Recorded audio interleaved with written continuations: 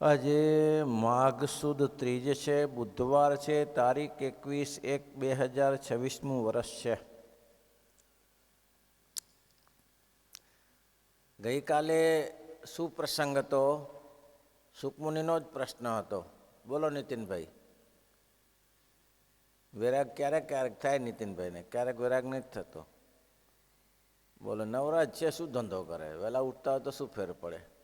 જીવની આવડે. અસત્પુરુષની સમજણ કેવી હોય તેને વિશે કાલે ચર્ચા કરી હતી. અસત્પુરુષ એવું માને છે આ જગત સમગ્ર બ્રહ્મ જ છે, પ્રકૃતિથી જે ઉત્પન્ન થયું તે બધું બ્રહ્મ જ છે, અને બ્રહ્મ છે એને ત્યાં સુધી પ્રશ્ન ઊભો નહોતો થતો. પછી એની આકૃતિનું ધ્યાન કરવું, એમાં હવે ભગવાનના અવતારોનું રહ્યું નહીં. જે ઉત્પન્ન થયું તે નાશવંત છે ને બ્રહ્મ છે. હવે એમાં સ્ત્રી પુરુષનું ધ્યાન કરો તો કોઈ ચિંતા નહીં, કારણ કે ધ્યાન કરતાં કરતાં તમારી સ્થિતિ થાય. હવે એ સ્ત્રી પુરુષનું ધ્યાન કરતાં સ્થિતિ થાય નહીં. અને આ મહારાજ કેનો દુષ્ટ સ્વભાવ છે એમ કરીને મહારાજે છોડ્યું. ત્યારે સુકમુનિએ ફરીથી પૂછ્યું, મહારાજ શાસ્ત્ર થકી સત્પુરુષ તે કેવી સમજણનું ગ્રહણ કરે તે કહો. સત્પુરુષો છે એને સમજણ કેવી છે? પહેલાંને તો નાસ્તિક બુદ્ધિ છે એટલે એની સમજણ એવી છે, પણ ભગવાનના ભક્તને કેવી સમજણ છે? ત્યારે શ્રીજી મહારાજ બોલ્યા, જે સશાસ્ત્રને વિશે જ એ પ્રશ્નનો ઉત્તર કર્યો છે એમાં જ ઉત્તર છે એનો, સશાસ્ત્રમાં જ. એમાં કોઈ આશ્ચર્ય નથી. એક પુરુષોત્તમ નારાયણ વિના બીજા જે શિવ બ્રહ્માદિક દેવતા તેનું ધ્યાન જે મોક્ષ અને ઈચ્છતો હોય તેને કરવું નહીં. ભાઈ જો મોક્ષ ભાગી હો તો. હવે આપણે આ સમજણ હોય વેદાંત પરિભાષામાં અને બ્રહ્મસૂત્રમાં આ વાત સ્પષ્ટ લખેલી છે. સ્વામિનારાયણ ભગવાને પણ 115મા શ્લોકમાં કહ્યું, કૃષ્ણસ્તદવતારાશ્ચ ધ્યેયાત તત્પ્રતિમા આપી ચ નતુ જીવા નુદ્રેવાદ્યા ભક્તા બ્રહ્મવિદોપી ચ. અમારા આશ્રિતે કૃષ્ણના અવતારો તેનું ધ્યાન કરવું. પછી એનું પાછું સ્પષ્ટીકરણ કરશે આગળ, પણ અત્યારે એમ કીધું કૃષ્ણના અવતારો. તમે એમ કીધું કે પ્રકૃતિ પુરુષ થકી બધા ઉપાસના જે ઉત્પન્ન થયું તે ધ્યાન કરવા યોગ્ય છે. એટલે મહારાજે કીધું કે આ જે અસત બુદ્ધિવાળાનું જે કાર્ય છે તેનું અહીંયા નાબૂદ કરતા એમ કહ્યું કે ભાઈ નહીં, એ નહીં થઈ શકે. શું કરવું? તો કે ભગવાન જે પુરુષોત્તમ નારાયણ છે, જેને મોક્ષની ઈચ્છા હોય તેને મનુષ્ય દેવતાદિકનું ધ્યાન કોઈએ કરવું નહીં. આજે મનુષ્યનું ધ્યાન કરે છે ને, એટલું મહારાજે સ્પષ્ટીકરણ કર્યું. બીજા જે શિવ બ્રહ્માદિક દેવતા તેનું ધ્યાન જે મોક્ષની ઈચ્છતો હોય તેને કરવું નહીં. અને મનુષ્યને વિશે તથા દેવતાને વિશે જે પુરુષોત્તમ નારાયણની રામકૃષ્ણ આદિકની મૂર્તિઓ તેનું ધ્યાન કરવું. શું મનુષ્યને વિશે એટલે શું? મનુષ્ય અવતાર જ્યારે ભગવાન પૃથ્વી ઉપર આવે ત્યારે મનુષ્ય અવતાર જ લે છે ને, તો એ ધ્યાન કરવા યોગ્ય છે. તો કે બીજા માણસ, તો કે માણસ ધ્યાન કરવા યોગ્ય નથી. માણસનું ધ્યાન ના કરાય, પણ માણસની માનસી કરતી વેળાએ એ મહાપુરુષોને મહારાજની સેવામાં રખાય, એ ધ્યાન થાય. મહાપુરુષો મહારાજની સેવામાં છે. કોઈ જલ ધરાવે છે, કોઈ થાળ ધરાવે છે, કોઈ વસ્ત્ર તૈયાર કરી આપે છે, કોઈ મહારાજને શણગાર તૈયાર કરે છે. આ બધું એ રીતે ભગવાનના ભક્ત હાથ જોડીને પૂજામાં ઊભા રહ્યા છે, એ બધું ધ્યાન કરાય મહારાજની સાથે. પણ તે સિવાય એટલે કે છે તો ધ્યાન કરવું નહીં. અને મનુષ્યને વિશે ભગવાન મનુષ્ય રૂપ જ ધારણ કરે છે. આવે છે ને ત્યારે એ તો કે નરસિંહ રૂપ તો કોઈક જ આવે ને. મોસ્ટ ઓફ તો ભગવાન મત્સ્ય રૂપ, કચ્છ રૂપ, વત્સરારૂપ એ તો કઈ રીતે આવે. પણ જનરલી માણસ ભગવાન ધારે કરી શકે. પણ એટલા માટે અહીંયા એવું કહ્યું કે મનુષ્યને વિશે, કારણ કે તમે માત્ર મનુષ્યને વિશે નહીં, બીજા ઘણા અવતારો થાય છે, મનુષ્ય સિવાય થાય છે. એટલે એ કીધું મનુષ્યને વિશે સમજાય છે. એમાં બીજા અવતારો થાય છે, કચ્છ વચ્છ મારા વંશાદેવ બધા અવતારો થયા, એ ક્યાં મનુષ્યમાં થયા? એટલે એ સ્પષ્ટીકરણ કર્યું કે મનુષ્યને વિશે પણ જે ડાયા મનુષ્યને ધ્યાન કરું, મનુષ્યને વિશે તથા દેવતાને વિશે પુરુષોત્તમ નારાયણની રામકૃષ્ણાદિકની મૂર્તિઓ તેનું ધ્યાન કરું. ગોળખોડ એક ન કરો કે બધી પ્રકૃતિ ઉત્પન્ન થયેલી. ભગવાનના જે અવતારો છે, દત્ત, કપિલ, વામન, પરશુરામ, આ બધા જ અવતારો છે તે ઉપાસકોને તેનું ધ્યાન કરવા યોગ્ય છે. અને તેને વિશે પણ જે ડાયા છે તે જે તે સ્થાનકમાં એ રામકૃષ્ણાદિ ભગવાનની મનુષ્ય મૂર્તિઓ રહી છે તે સ્થાનકને વિશે વૈકુંઠ ગોલોક શેતદી બ્રહ્મપુરના લોકની ભાવના કરે. બોલો કેટલું મસ્ત લખ્યું. એને શું થાય મિતેશ, શું થાય ભાવના કરવાથી?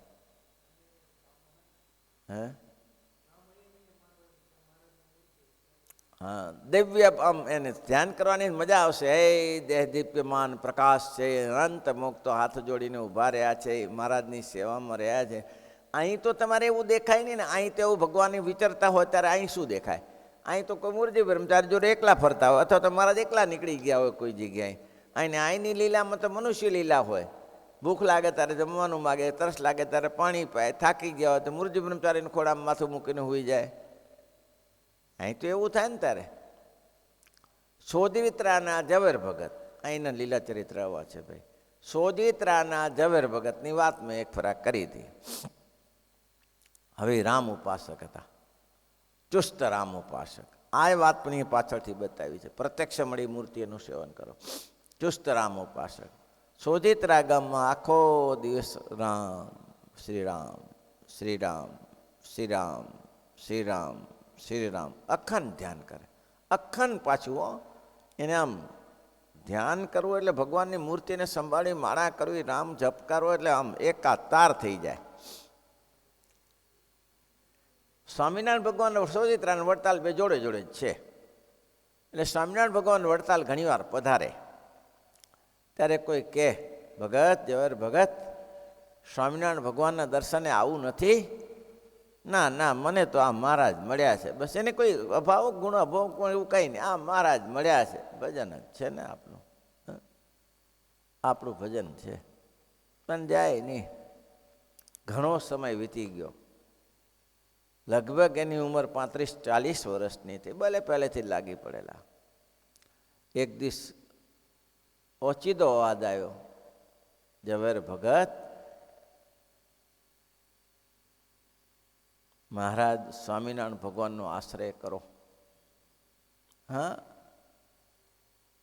ફરીથી ભગતે જોયું કોઈ છે ને, ક્યાંથી મને ભ્રાંતિ જેવું છે કે શું?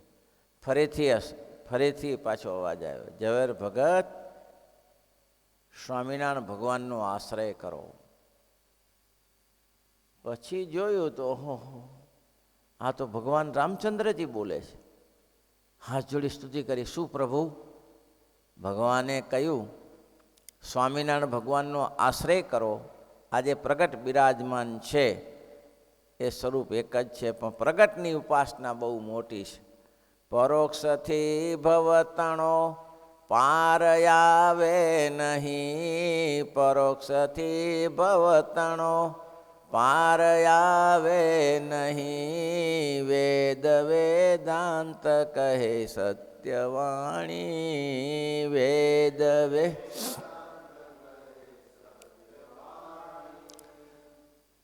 પરોક્ષથી ભવતણો પાર આવે ને સમય કષ્ટ સાધ્ય છે. જ્યારે ભગવાન પ્રત્યક્ષ વિરાજતા હોય ને ત્યારે તો કેવું છે, ભગવાન પ્રત્યક્ષ લાડુ ત્યારનું ભોજન મળી જાય એવું છે. અને જ્યારે પરોક્ષ હોય ત્યારે તો થોડી કષ્ટ સાધ્ય છે. ભજન થાય, મહારાજ ન મળે એવું નથી, મહારાજ મળે. રામચંદ્ર જે ભગવાનના પ્રતાપે કરીને અધમ જાતિ એવા વાનર, રીછ, ગ્રહ જેવા પણ ભગવાનને પામી ગયા ને રામચંદ્ર જે વખતમાં. બંદવું કે ચરણ સુહાય, બંદવું કે ચરણ સુહાય. અધમ શરીર રામ જેની પાએ, અધમ શરીર રામજીની પાય. તુલસીદાસજી કે વાનરણોના ચરણ રાંધ ખીર એની ચરણે પગે લાગો. એને અધમ શરીર હોવા છતાં ભગવાનને એને પ્રાપ્ત કર્યા છે. એટલે પ્રગટની ઉપાસના. પ્રગટ ભગવાન હતા તો ગૃહનું કલ્યાણ થાય, ભલે પછી માંસાહારી હોય ગમે તેવો હોય, પ્રગટની ઉપાસના મોટી છે. ઝવેર ભક્તને કહ્યું, જુઓ એક કામ કરો, કાલ સવારે એક સંતનું મંડળ આવશે અને ગામને પાદરેથી નીકળશે, તમે એના પગ પકડજો અને કહેજો કે મને તમારા શરણમાં લ્યો, આ મારું વચન છે. જાઓ અને સ્વામિનારાયણ ભગવાનનો આશ્રય કરો. હું ભગવાન રામચંદ્રજી મૂર્તિ સ્વરૂપે બોલ્યા સોજિત્રા ગામમાં. હવે આ માણસ ઝાલ્યો જલાય, એ રાતની ઊંઘ આવે, ક્યારે એ સંત આવે, ક્યારે એ સંત આવે અને એને પગે લાગવું, દંડવટ કરવું અને એનો આશ્રય કરેલું. ભગવાન સ્વામિનારાયણ ઓળખું, રામ મારા પ્રભુ ઈષ્ટદેવે કહ્યું છે કે એનો આશ્રય કરો. તમને જો મોક્ષની જરૂર હોય તો એનો આશ્રય કરો. કઈ તારીખે પહોંચું? આખી રાત્રિ જાગ્યા. બીજી દી સવારે ગામને પાદરે રાહ જોઈને બેસે, હમણાં આવશે. 7 વાગ્યાનો સમય થયો ત્યારે સુકાનંદ સ્વામી પોતાના 10 સંતોની સાથે ત્યાં પસાર થયા. આહા, પગ પકડ્યા, દંડવટ કર્યા, પાહીમામ પાહીમામ પાહીમામ. અરે છોડો, શું છે? કોઈ જાણીતા નહીં, નામ લાગી પડ્યા. લ્યો, પગ પકડ્યા, છોડે નહીં. મને તમારો આશ્રિત કરો, મને વર્તમાન ધરાવો, તમારો સત્સંગી કરો. સમીક ચાલ આવો, રામજી મંદિરે જ અમે જઈએ છીએ, ત્યાં આવો. પેલા તો મંદિર સ્વામિનારાયણ હતા નહીં ને, એટલે મંદિરો શિવજી મંદિર ત્યાં બેઠા, વાતચીત કરી અને પછી કહ્યું કે સ્વામી આવું થયું છે. શ્રીજી રામચંદ્રજી ભગવાને મને કહ્યું કે સ્વામિનારાયણનો આશ્રિત કરો, આશ્રય કરો, એટલે તમારી પાસે આવ્યો છું. મને મહારાજ મેળવી આપો, મહારાજ મેળવી આપો. મહારાજ કે સાથ કાલ માયા પાપ કર્મ કંઠી ગળામાં ધારણ કરી અને કહ્યું કે હવે જ્યારે મહારાજ અહીંયા આવશે ને ત્યારે તમારો વડતાલ આવે ત્યારે દર્શન કરજો. જો તો જોતા આમ હજી ત્યાં જ બેસે છે, વડતાલે હવે તો જાય છે, પણ મનમાં ઇંતેજારી, ક્યારે હું મળું મહારાજનો, મને ક્યારે આશ્રય થાય, સ્વામિનારાયણ ભગવાનને હું ક્યારે મળું. અને એમાં ને એમાં કરતાં સત્સંગ થયો અને મહારાજ આવ્યા ત્યારે મહારાજને બહુ પ્રેમથી મળ્યા અને મહારાજને કહ્યું, મહારાજ બહુ જ મોટી કૃપા કરી મારા ઉપર, જો આ કૃપા ના થઈ હોત તો મારે ભૂલાઈ ગયું હોત. હું પ્રસંગ એ કહેતો હતો, હવે કેટલો સમય થયો, ઝવેર ભગત મહારાજને આવે. એક દિવસ મહારાજ મંદિરનું કામ ચલાવે છે અને મંદિરના માવજી કડિયા ત્યાં આવીને મંદિરનું બધું પ્લાન તૈયાર કરે છે અને પ્લાનમાં કાંઈ ફેર પડે તો મહારાજની પાસે આવે છે. મહારાજ આને કેવી રીતે કરવું છે? એટલે શ્રીજી મહારાજ તે સમયે ચટાઈ ઉપર બેઠા હતા, સાદરી ચટાઈ, ઘાસની ચટાઈ ઉપર બેઠા હતા અને કોઈ હરિભક્તોએ શેરડી આપી હતી.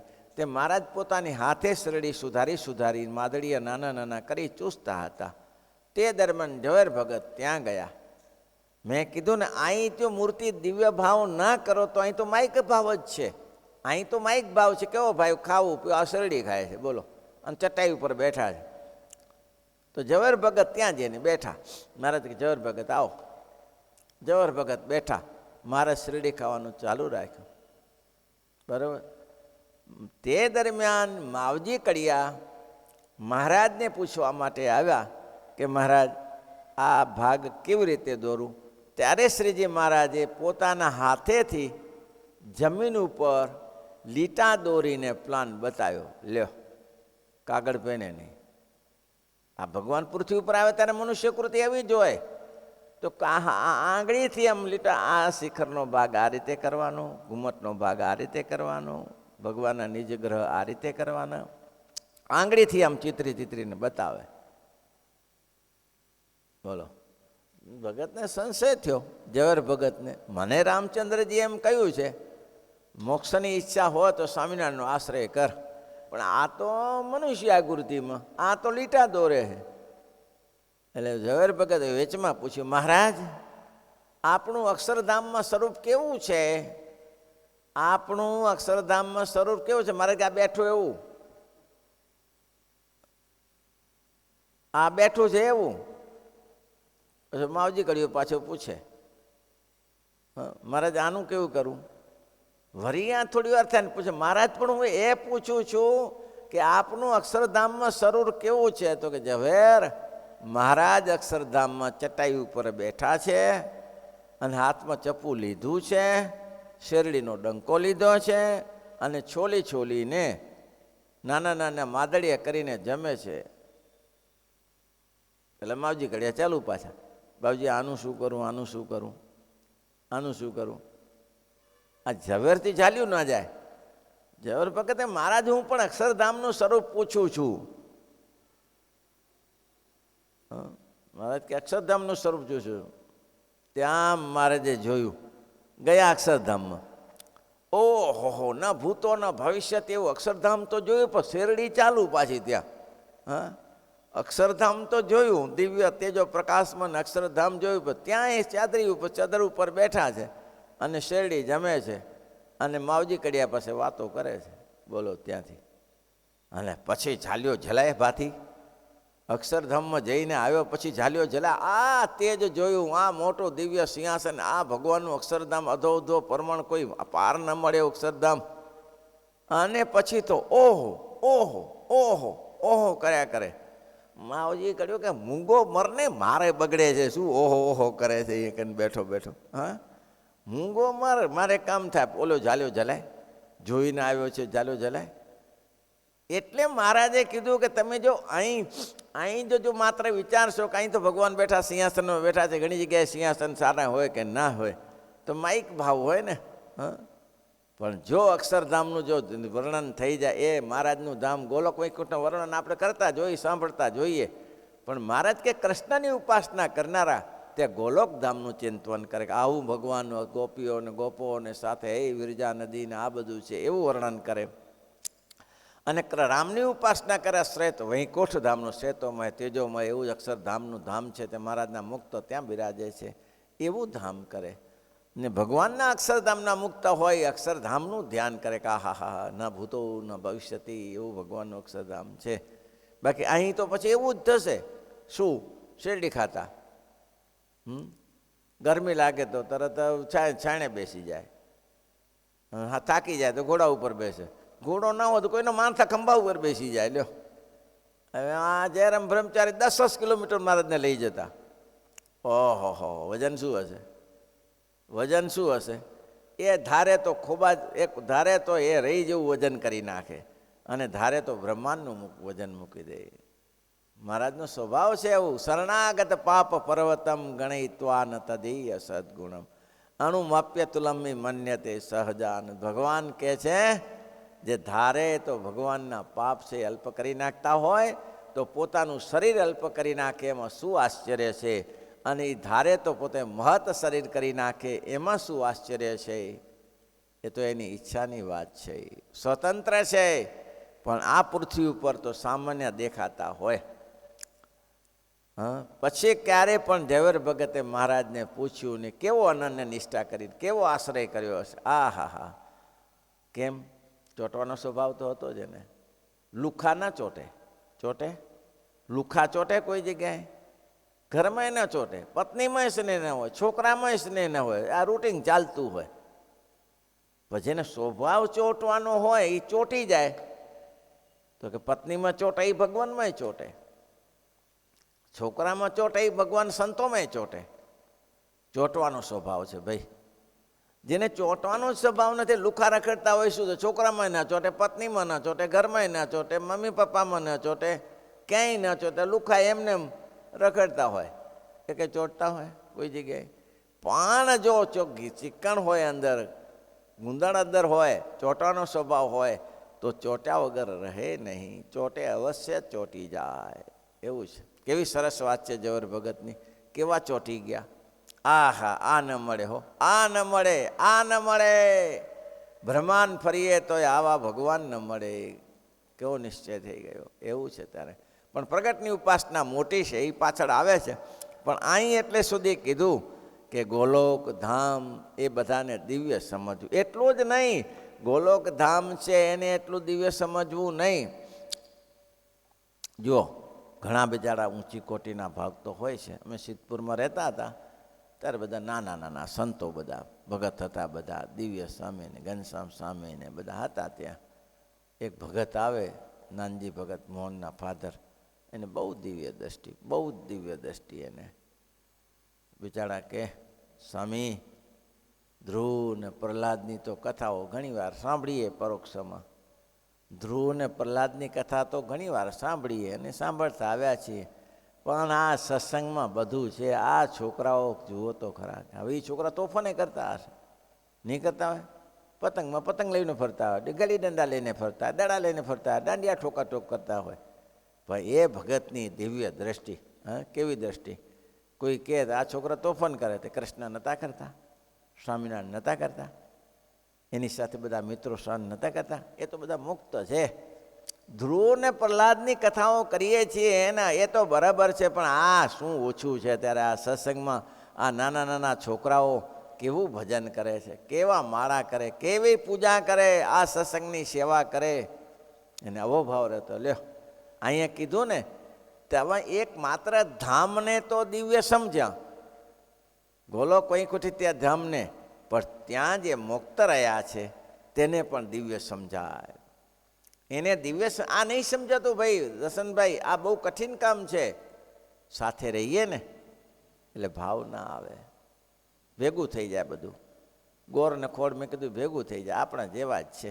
પણ અહોભાવ ના થાય કે આપણી તાકાત નહીં હો, એ કરે એ આપણાથી ના થાય, એવો ભાવ નથી આવતો. આવે એટલે શ્રીજી મહારાજ અહીંયા કહે છે, જ્યાં તમે ભગવાનનું ચિંતન, કૃષ્ણનું કરતા હો, તો એ સંકલ્પ કરવો કે મહારાજનું દિવ્ય અક્ષરધામ છે. એ અક્ષરધામમાં અનંત મુક્તો બેઠા છે. ઉદ્ધવજી છે, અક્રૂરજી છે, નારદજી છે, સનકાદિકો છે. એવું ધ્યાન કરવું. કોને વિશે ધ્યાન કરવું? એવું ધ્યાન કોને કરવું? તો કે એ તો કંઈ હોય નહીં અહીંયા કને, પણ જે આજે જે તમે જ્યાં બેઠા છો ત્યાં જે મુક્ત છે એ મુક્તનું એવું ધ્યાન કરવું. આજે બેઠા છો ત્યાં, ખ્યાલ આવી? આજે તમે બેઠા છો, આ દિવ્ય સિંહાસન જણાય, આ મોટું અક્ષરધામ જણાય, અહીંયા સંતોને દિવ્ય ભાવ દેખાય, તો એ એના માટે કીધું છે.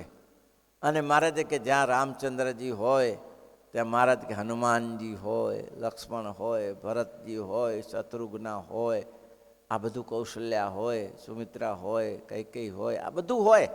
એ ભલું જે હોય તે, પછી એના ચરિત્રને કૈકેયીના ચરિત્રને આપણે સમજી ન સમજીએ, પણ એ સામાન્ય હશે. ભરતજીની માનો જોગ મળ્યો એ તો તમે એના ચરિત્રમાં તમને શી ખબર પડે?